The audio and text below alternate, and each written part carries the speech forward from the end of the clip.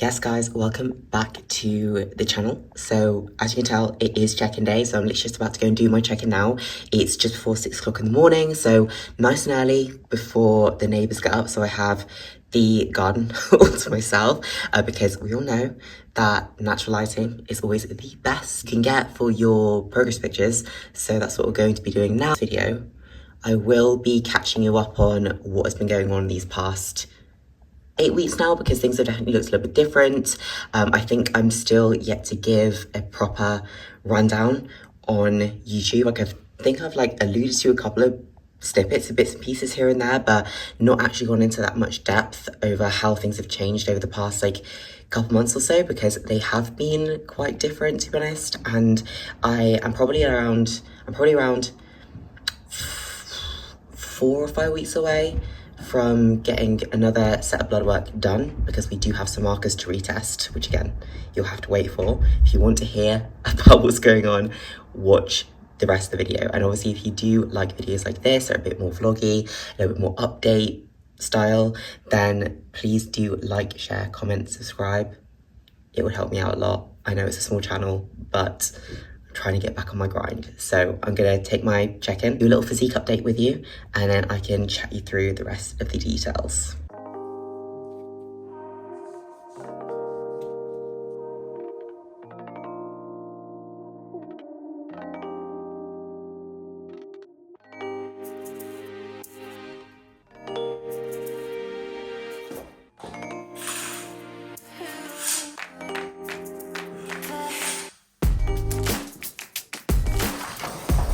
I will say these past few nights have been pretty brutal, because the last week in the UK, it's been so hot. And that combined with the fact that I'm having some issues. I don't know if any of you have ever had any issues with your wisdom teeth before, but I have one wisdom tooth that's always on my back, I swear to God. Every once in a while, it just likes to flare up, and I'm like, why are you doing this? Which makes sleep a little bit harder, especially given that it's so warm outside as well. So I have been washing a little bit of ibuprofen over the last few days, so I have felt a little bit more watery the last few days or so. My body weight's been up by about half a kilo, I think a bit because of the inflammation and also because of the medication. So nothing that's going to affect me long term. This is still first world problems, it could still be so much worse. However, just these little minor things can make a difference to sort of how you look and you feel, and obviously to scale weight as well. The drill, we are out on the morning walk. This is how I literally start the day every day, because especially given that the weather has picked up and it's been so warm out, the mornings are literally the best. I genuinely look forward to my morning walk every single day. It's like a dog, but it really is so nice to sort of clear your head, start your day off with a bit of movement. And it's an opportunity as well for me to go through my client messages from the night before as well. So I'll usually do those out on my walk in the mornings. Today is actually a Sunday, so today's Sunday and a rest day from training. So at the minute, obviously I'm training every other day, which is actually I do love splitting my day up with the gym, and I do miss being in the gym a bit more often, but it does allow me to obviously have that bit more time for things like work and vlogging, obviously, which I'm now very much back on top of, she says. But I actually have promised myself that if I can stay consistent with my vlogging, that I will potentially get my own camera, because obviously sometimes I use Mark's. However, he's vlogging a little bit more as well now, so we just end up fighting for storage and for use of it, and obviously he gets priority because it's his. So I will treat myself to a camera should I be able to be consistent. So I've given myself a little bit of an incentive there. I'm actually going to finish off the rest of my messages now, and I will catch you when I am back at home. We've absolutely had an emergency. I ran out of bread, so I'm gonna have to do a last minute little food shop. We cannot run out of bread. This is literally a category 1 emergency. Fancy seeing you here. Girl needs bread. Very, very important. Can't be running out of that. Honestly, I think that Tesco bakery definitely does the best white sourdough ever. Genuinely, I've tried all the bakery white sourdoughs. Tesco by far does the best. I've been buying it for the past 2 years since I've lived up north. So highly recommend if you have a Tesco near you. And I can imagine that it won't just be sourdough I'm getting either. Usually I go in to get one thing and I come out with a full shop. Oh, the neighbour is looking at me recording myself. That's fucking awkward, isn't it? I actually need to sort this windscreen out because this is filthy. Oh my god, what the fuck is happening? Oh yeah, that's not happening today. I really don't think I've got any wiper fluid, so we tried. Right, first things first is the trolley. Just to literally give you an idea of my shop, not that you actually really care, but oh god, 1 second, there we go. So I've picked up some raspberries because if any of you watched my Instagram story, to go and get raspberries a couple days back, and I ended up getting 4 packs of frozen fruits instead, like the mixed summer fruits, which if anyone knows summer fruit mix, you'll know that 50% of that bag is strawberries, which is the worst frozen fruit to ever exist. So I needed to go stock up on raspberries because I cannot deal with any other fruit in my yogurt. And then I also got the very famous Tesco white sourdough. There's always only a couple of loaves left, usually later on in the morning because it's Sunday as well. Tesco opens late, it's busy. I knew that I was gonna have to get in early so I could nab the sourdoughs before anyone else gets them. What I do with my bread is I'll actually freeze it, so I'll cut it in advance and then I will put it in the freezer because then it actually stays fresh that entire time. Best way to keep your bread fresh and not have to go to the shop like every other day to get more bread. You know guys, another reason why I always like to get frozen fruit, and this is a little tip for you as well, because with my clients, for example, I do get them eating quite a lot of fruit and veg, just because I think that regardless as to whether you're in like a building phase or whether you're dieting, it's still important to have this solid base of getting a really good amount of fruit and veg in for micronutrients, obviously for plenty of fiber, and just getting as much variety in as possible. So I understand that fruit goes off very, very quickly, and it's also quite expensive as well. So I always say to the girls, look, just get frozen fruit. It is a little bit more expensive at places like Tesco, but if you go to somewhere like Aldi, you can pick up, like, I think that they're bigger packs as well. I think that these are maybe 300 grams, whereas in Aldi, you can get them for like, I think they're 400 gram packs of berries, and you just keep them in the freezer, they last forever, they're cheaper, and as an added benefit, they're frozen at the peak of like freshness as well. So they're actually fresher. It's a win in every way. Plus, I don't know about you, but I love frozen raspberries or frozen berries in like cream of rice when they're still sort of like semi-frozen and they've got that bit of like is it a crunch? So could you even say it was crunch? But they're just not like soggy. I'm not a fan of soggy berries, so these are a game changer.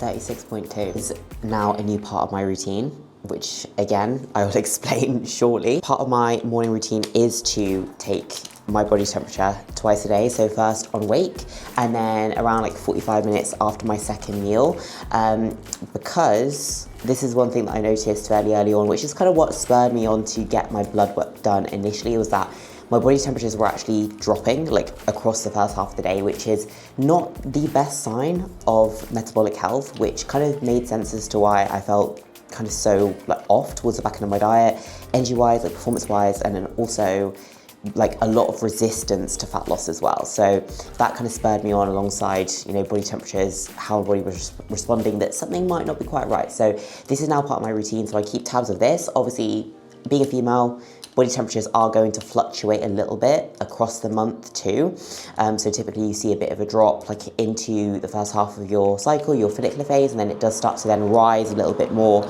towards the back end, which we do keep in mind. But basically where I would love to be is not getting too attached to numbers, because we've got enough of those to get attached to already.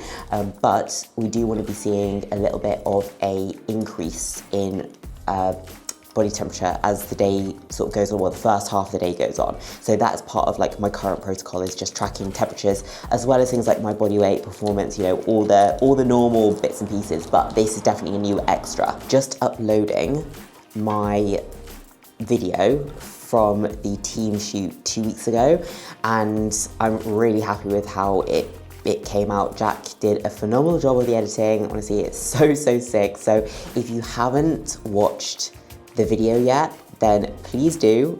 Drop it a little like, and I would really appreciate it. Time for an update. It is way overdue, and you're probably like, Jem, just get to the point. This has been a little bit different for me the past 8 weeks or so. The past 8 weeks, things have looked a bit different in my training, in my supplementation, in my whole approach to what I'm currently doing. My timeline is therefore different, and to be quite honest with you, I'm not really sure long term like what my timeline really is looking like yet. So setting the scene.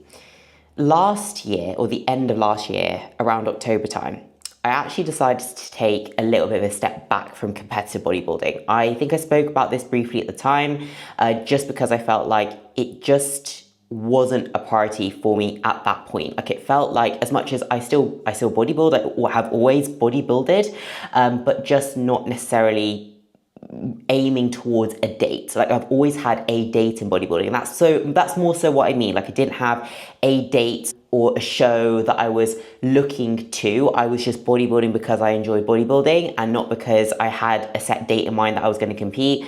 I sort of had come out of a dieting phase towards the back end of the year, like last autumn. I think it was around October, just before we went to Vegas. My body had been pretty responsive during that. I think I'd pulled off a pretty decent, substantial amount of body weight across that time, putting off around a kilo a week. My body was showing signs of not being quite right then. I think it was an accumulation of both stress and then also what has sort of risen to the surface recently.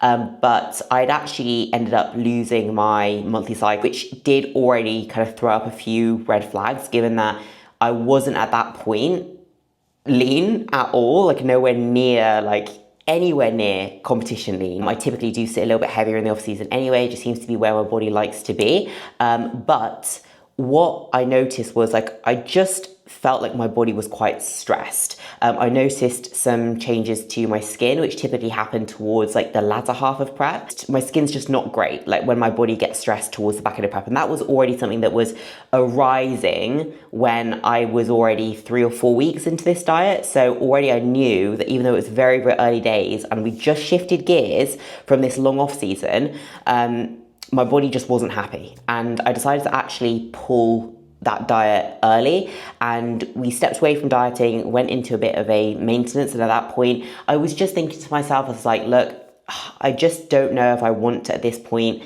push my body weight up really heavy, because I just didn't feel like I needed to. And I just felt like I wanted to enjoy the fruits of my labor, with the fact that I'd come down to a point that I was actually fairly happy with in my physique after that diet. And I just wanted to just take a little bit of a step back, take a bit of pressure off myself from always like chasing the scale weight up, given that I just wanted to enjoy my holiday, just feeling kind of comfortable in myself.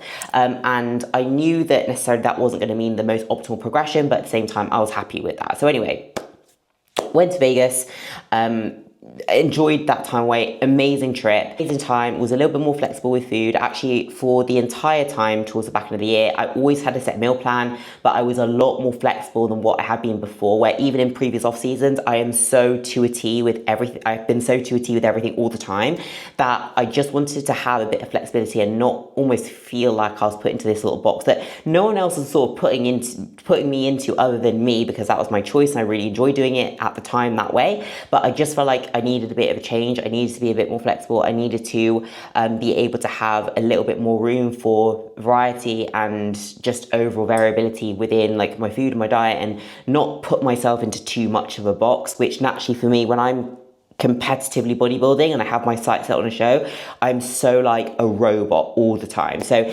that second half of the year, I took a little bit of a step back.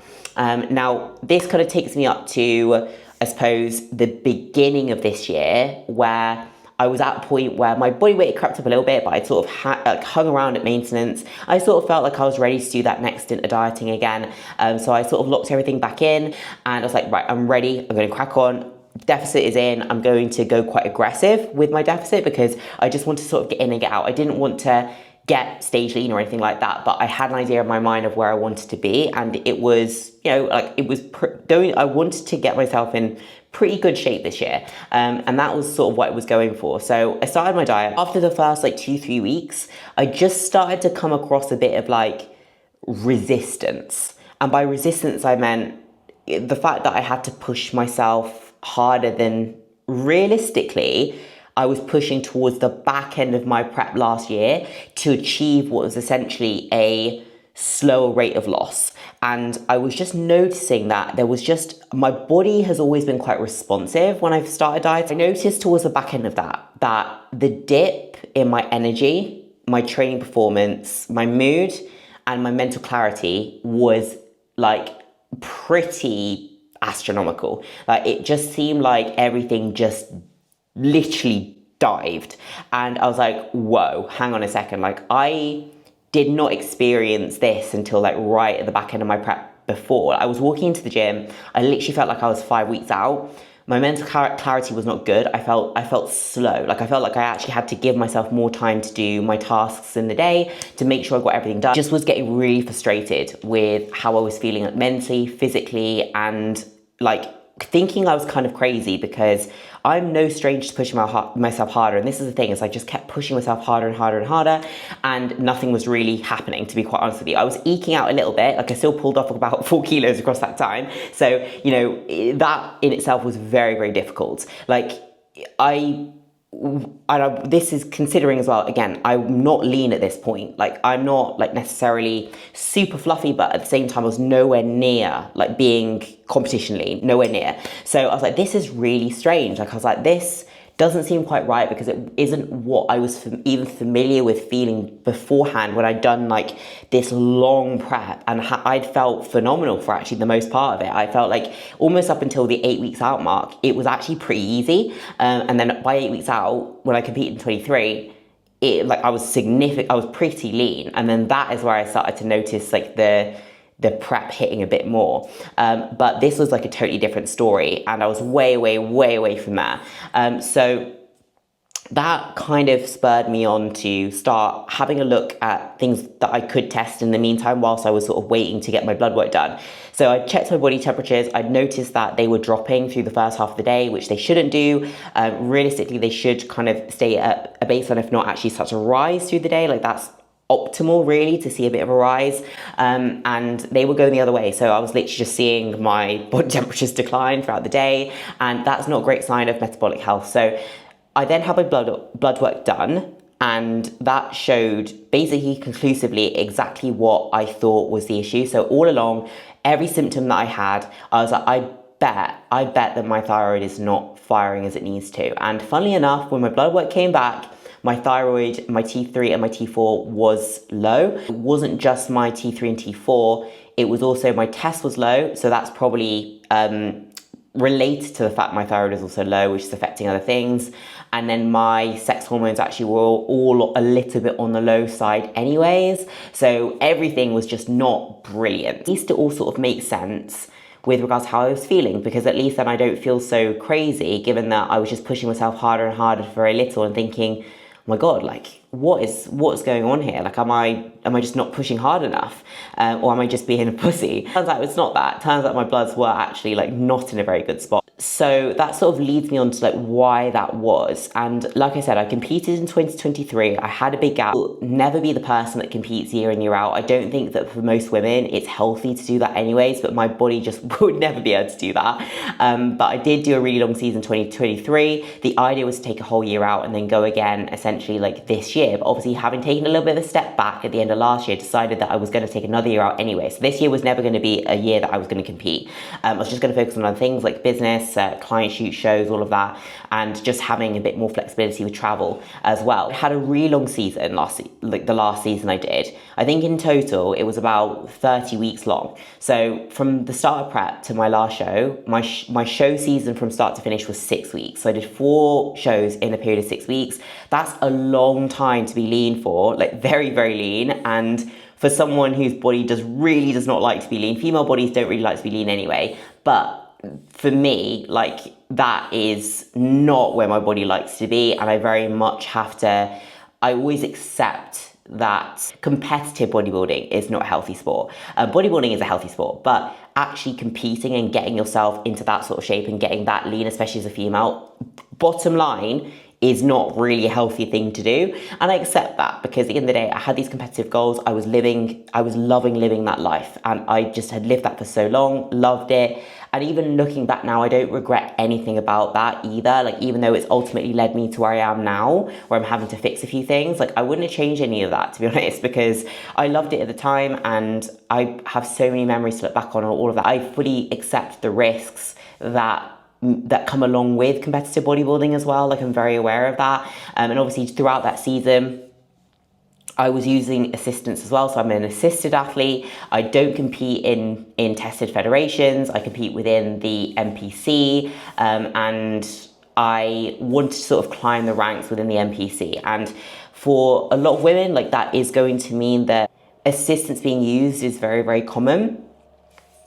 And especially at those upper levels as you are trying to climb, that's just part and parcel of the sport, especially if you're not the absolute genetic elite. Utilising thyroid replacement back then, so not to necessarily put me above the normal range, to keep me at that hormonal baseline. Otherwise, my thyroid will obviously get down-regulated throughout that prep. I decided to come off of all of that in around like October, November time, around the time I was in Vegas last year, when I decided to take that little bit of a step back from the competitive bodybuilding.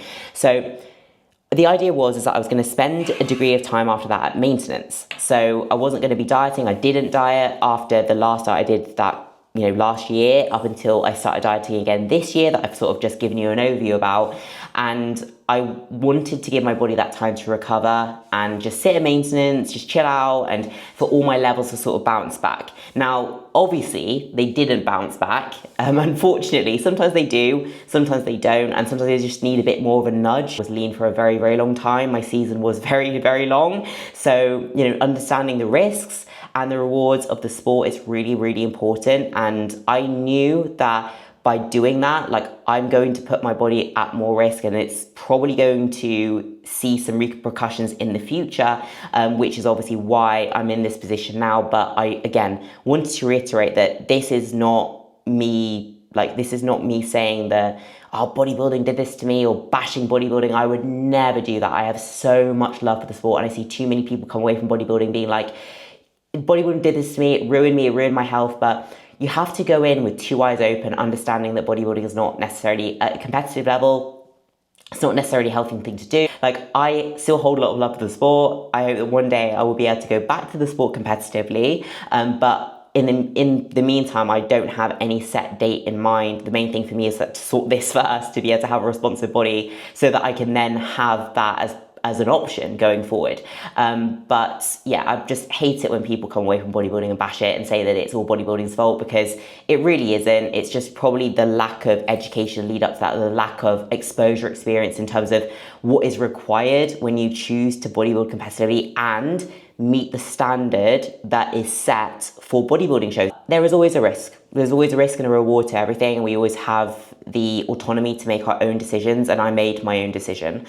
So anyways, that kind of brings me back around to now, and I'm trying to fix this holistically. So that means that I'm choosing not to go back onto HRT at the moment. I want to see if I can get my body firing well on its own without having to do that. And that has been a frustrating process, because putting HRT would have been a quick fix, plaster on the whole situation. But at the same time, I don't really feel like my body is fully bounced back even from that previous prep. And that's sometimes how long it can take. And it just means that I've just been in a very sensitive place. Any increasing stressor over a substantial amount of time, my body just seems to not be able to handle it very well since I came out of that last prep. At the moment, I'm just being patient, trying to be patient. I have had to make some adjustments to my training. I do currently have some guidance with this as well, just to keep my head on and keep me accountable, because I would be very quick to get frustrated and be like, oh, I'm just going to put HRT back in, but I just don't want to do it that way. I want to give my body a chance to see what I can get out of it, improving this just with extra supplementation and changes to my lifestyle and the way I train.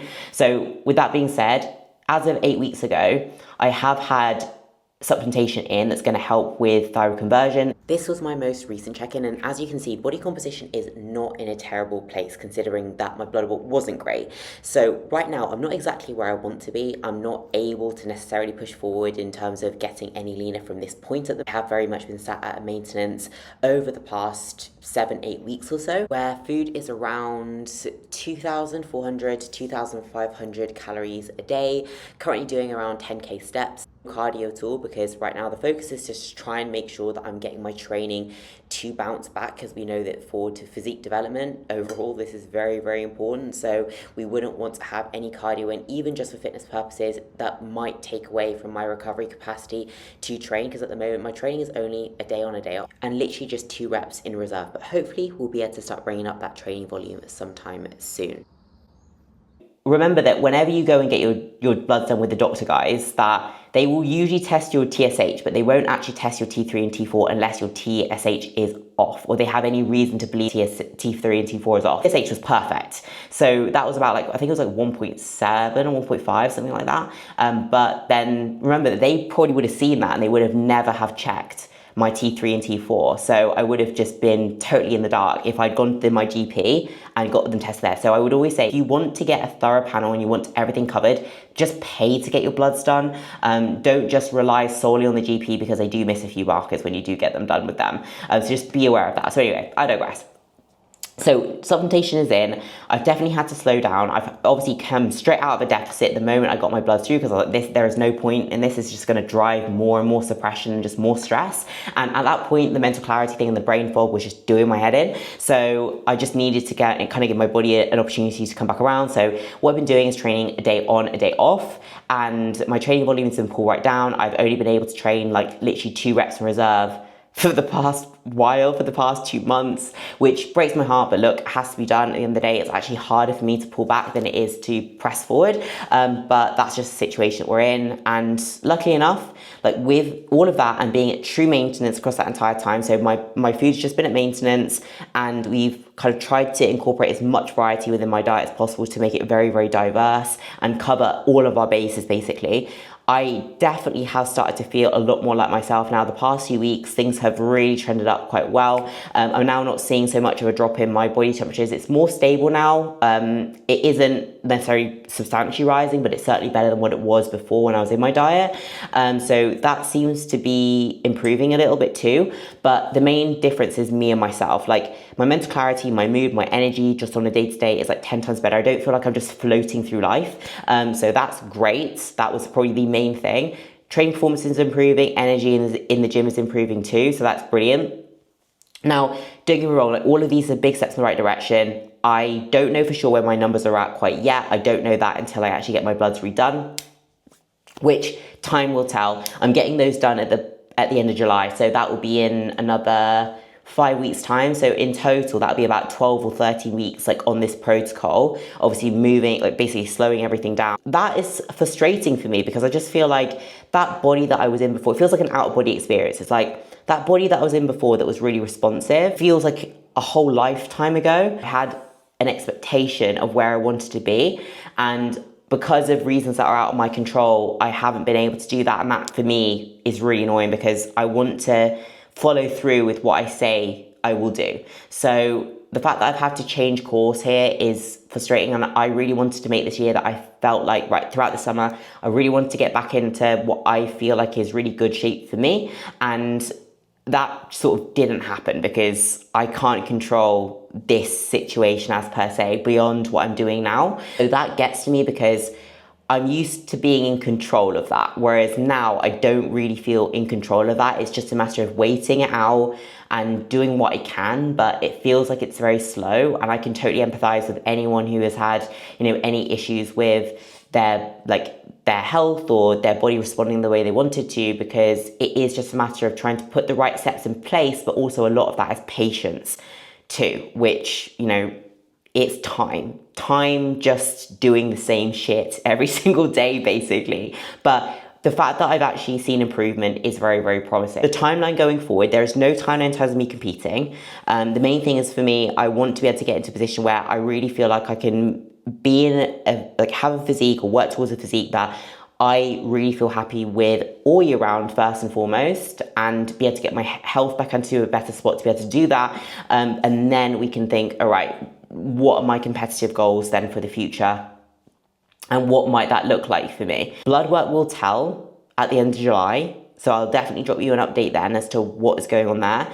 And then if things don't come back to normal, then obviously we'll have the next steps in place with regards to what we do from that point. So potentially, obviously going into a little bit of recomp phase that's very, very, very, very conservative by just a small pool with food, just to see how my body's going to respond to that, to see if it actually is going to respond alongside that as well. I'm going to close this video off there because I know that this has been proper long already. I have had a few messages since I've kind of put this out there about, like, you know, my experience, because I know that this does happen, especially a lot within bodybuilding, especially as females, because we are affected probably more so in a way than males are. We're a lot more sensitive to these sorts of like changes and to pushing your body really hard over a set amount of time, i.e. bodybuilding. So it does come up quite a lot. If you have any other questions for me, or if you have an experience you want to share with me, just have a chat. Drop me a message on my Instagram. I know that sometimes it feels like when you're in that position that you're on your own with it, but I promise you that you're not.